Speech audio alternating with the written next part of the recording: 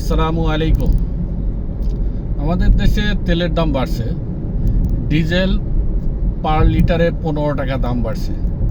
কিন্তু caretaker government থাকার আগে যে গভর্নমেন্ট ছিল তাদের আমলে তেলের দাম ছিল 114 টাকা।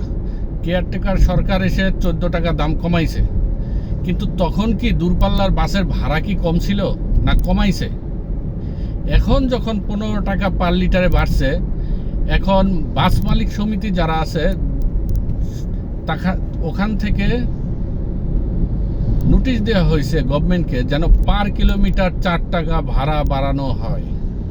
কিন্তু কেন ভাই, যখন তেলের দাম কম ছিল তখন কি আপনারা ভাড়া কমাইছেন?